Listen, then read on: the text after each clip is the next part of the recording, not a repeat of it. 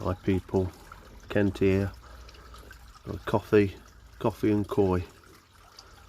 Just going to spend some time having a coffee. It's Saturday weekend, so time off. I'm going to the usual, just have a coffee, check the koi, give the filters a bit of a wash down, brush down. Got my glag rags on, not looking too smart, but hey, whenever I go on the garden doing stuff,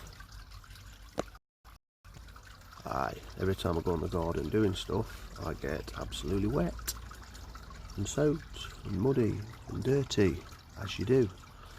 Well, I do, because I just end up seeing stuff and doing stuff. So upgraded my phone, got a new phone now, so hopefully I'll be able to record better quality videos.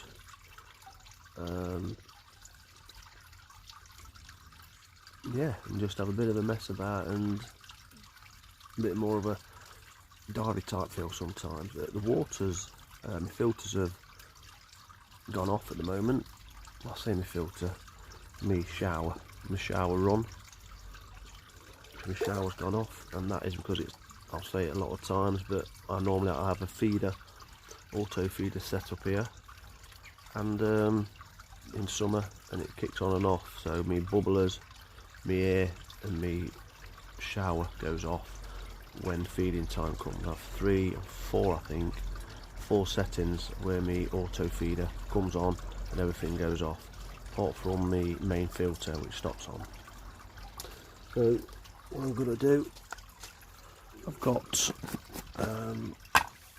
some food I got from a local LFS. I'm going to flip the camera back the other way now so you can see the food. So here's the food. It's just some small pellets, and it's wheat germ based. Now I don't normally do wheat germ, but I've seen this and it was, I think it was £6 a kilo. So I've got that, and I've got I think that's the old bag there, I can't remember. Oh no, I've got some left in there that I should be using actually. But anyway, prevent noise, I got this, and it's quite heavy based actually. If you try and crush it, there's just no chance. But anyway, it's like a wheat germ pellet, and because I've run out of Nijikawa koi food, all seasons, so I got this to tide me over for winter, because I don't need a lot, they just tick them over. Anyway, they're all coming close, and what I actually like about this food, which I didn't realise, is it's actually sinking. Watch.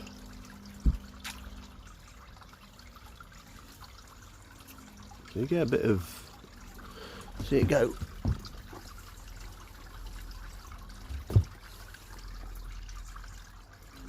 Sinking, look. I think I might have to get a bit more of this stuff. And even in summer, do you know what? I might mix it in half and half, just to bulk, you know, get a really good top quality food, and then mix some of this in with it. And I think this will be ideal for winter because of its sinking capacity. So some of it floats, look, but it just sinks really quick. And with a fish, liking it more, you know, the deeper in the water column. There's one eye, and I think they'll enjoy this. Fish are looking great actually at the minute. The weather in the UK has been absolutely shocking. I want to show you something. See this fish here, this Matsuba, yeah, that one, and that tatty thing. Them two, got them at exactly the same time. They were the same size, looked identical, and look at the difference in the pair. I'm going to get them side by side in spring, I think, because the difference is just absolutely incredible, and that is what you get potluck with koi. One is absolutely awesome, incredible. The fucarin and the scalation is absolutely lovely. It's coming to us now. Look at this one. It's a right run. It's got fungus on it now and all sorts. That one on there is absolutely incredible. Look at that. So yeah, there's still a few little, some food in there. I'm not putting any more than that in. It's not been fed all week. Just keep them ticking over. And what I'll do, oh, the wood is heavy at this time of year. I just uncover my filters. Now I made this thing here.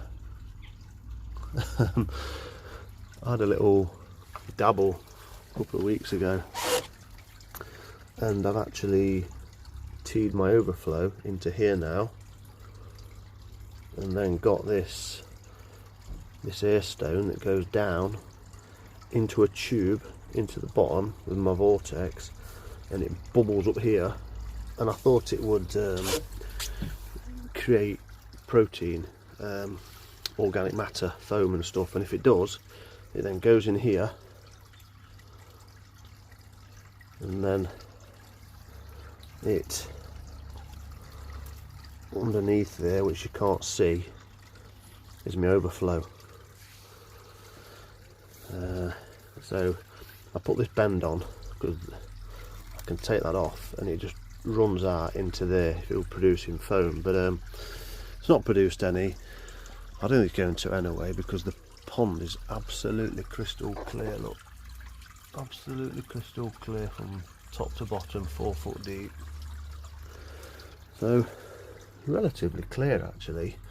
What I've done different, you always dabble in. I've got my wall of brushes, goes into 2 filter socks there off a branch, and I've put these in, just stuffed it. I've got holes in the front of this bucket, so it has to go through the holes, through the brushes, bubbles up there from the vortex underneath, so hopefully, you know, it's not really working well, to be fair. It's not producing no organic matter. If I turn the bubbles up too much, water just goes too much and overflow, so I think you need a bit of a column, more of a column, for it to really be effective, so the air rises through the water column and creates more disturbance, if you like. So what I've done, if you look at the filter, the water on the outlet of the sponges, lovely and clear. There's not much waste produced nowadays, you know, at this time of year, but I'm hoping that with that change I'm actually getting more waste stuck in the vortex. So you can see the filter still moving. Can't see it with the debris, but it's kind of, the surface water, you see a bit of a swirl, so it's kind of swirling because the water comes in gravity fed. It's like swirling underneath, comes up, runs through, and through to my filter socks, and then down through some biological media, out the outlet, down the back, through my bog filter, up and over that pipe there, look, in, up and over and back in, and recirculates again. Then down to my bottom drain there, and across and up here. So all I'm going to do for the next, oh look, a little robin on the wall. He's come to say hello. Oh, beautiful. So I'm just going to have a coffee, have a chill. I'll drain this, hose the inside down, not a lot to do this once a week. Pull my drain, I've got a lever there underneath, I'll pull my drain, it drains the vortex to drain. I'll open my paddle, fill the vortex back up, do that a couple of times to pull the water out the bottom drain without any muck, but it's only about 1.5 metres in, it's not right in the middle, it's actually there, So it's only 1.5 metres to here. And then have a bit of a feckle up round the pond, you know. I made this bonsai. This was like a pyramid tree. I made that a few months, or a couple of months ago. So obviously this all needs cutting back. I am going to build a pergola one day. I am looking at covering the pond one day. It's all cost. Polycarbonate is not cheap. I put that up there. Somehow it's managed to blow over there. Incredible, isn't it? But we have had some serious wind. So I'll leave that there for a minute. And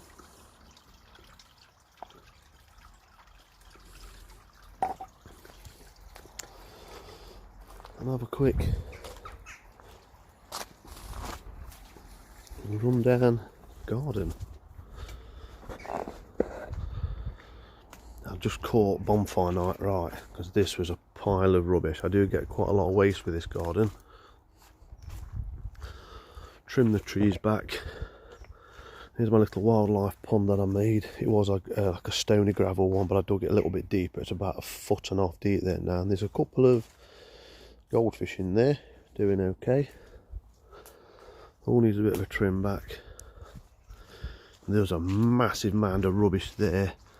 This tree looks alive, but it's not. It's dead.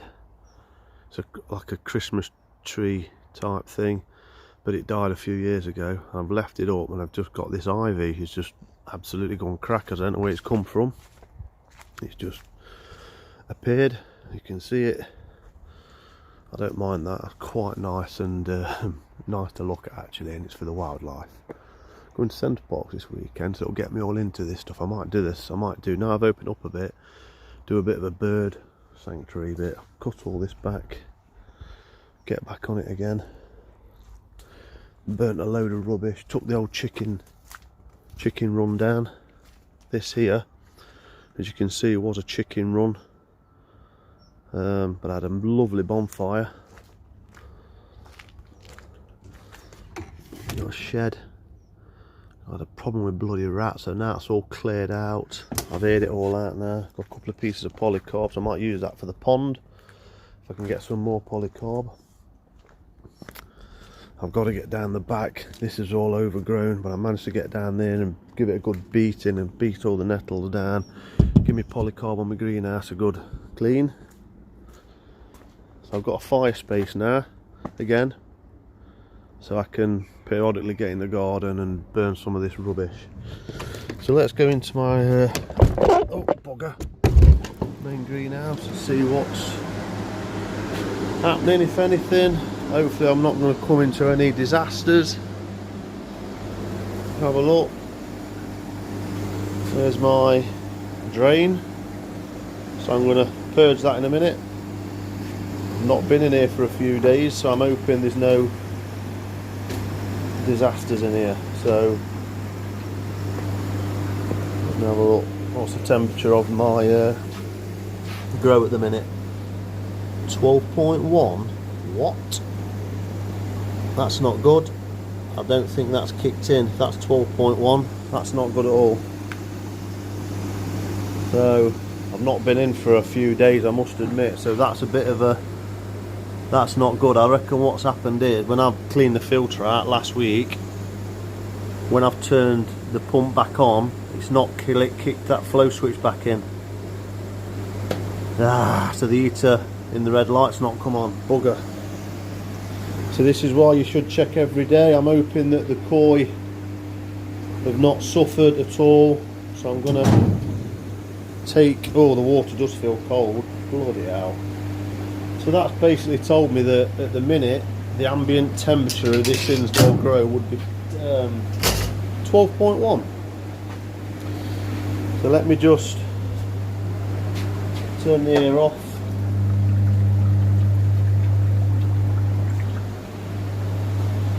And let's oh dear, let's have a look. I moved the pump, which might not have been a good idea, but I moved the pump. Well, my Kurayu is well. The rest are under this floating basket. Some long poos in there. There's some munching being done. So everything, they all look great actually. They're all in good nick. I'm just wondering why the pump is not picking up as well as it should be. However, it is feeding 3 times a day, so there will be a lot more waste going in there. And it's a pump. I want a retro bottom drain in here. It's a nice little touch lot. Some moss growing on the side. But the koi looking good. Oh, that Kikurayu. Look at the metallic on that. There's a Chagoi. I might get these out in a minute and do a separate video of these. So the koi looking good despite the temperature drop. I am going to have a look at that in a minute. So here's a 15-minute, 16-minute video of my pond, of my indoor grow. What I've got here. And another example, folks, let's leave on this one again. Another example, learn from my mistakes. I do take risks, I'm very busy. But you really do need to be coming in every day to check up on what's happening. If you've got livestock, I haven't, and the water temperature, the heater's obviously not kicked in. I know what it is. Sometimes if the pump, I've turned the pump off, if it's got air in the pipe, it doesn't catch the flow switch, and that's the flow switch there sticking up on the end of the heater. That's all it will be. I pretty much guarantee that if I will finish on this, turn the switch off to the pump and my fan, let the pump go back on again. I'm hoping, there you go, can you hear it? And now it's switched, look, 12.2, and the heater's come on. See, to the right hand light, it's come on. So it's literally, when I serviced that filter last week, I've not allowed or checked for the flow switch, which is there. It's like a paddle inside. The water passes, hits the paddle, puts the power onto this, and it puts power to the heater, obviously, to allow the heat to come on. Okay, so that is like a flow sensor. Okay, it's not a thermostat, it's the flow sensor. So what's happened is the pond heater thermostat said I need heat. Well, the paddle, when I put the pump on last week, the paddle's not activated. So regardless of whether the heater's thermostat's calling for heat, it won't kick in. So if you've got one of these electro flow direction aquatic aluminium heaters, they're flipping great things, but just watch that flow switch. They're easy to take apart. You just unscrew it there, watch for the water to come, and you'll see how it works. So sometimes just check that. Okay, that will cost me a few pound now to get this temperature slowly back up. I think that will only raise about 1 degree a day though, possibly, or you know, it might get there by the end of today, I don't know. Okay, Kohaku, Tancho Kohaku's up, looking okay, still looking a bit thin. I'm hoping by spring, you know, when it goes back outside, it's going to look a lot better. They are being a bit shy at the minute because obviously I took the cover off and the light is light in here, but I'm going to do another video, so watch out for another video. I'm going to get a couple of these out and bowl them up, get my bowl out and have a look. I'm a bit disappointed though, water's down. Please, thumbs up. Bit of a walk around what I'm going to be doing today. Please please thumbs up, folks. Support the group. Let's get rid of 2,000 subscribers on here. Thanks for watching. Have a great weekend.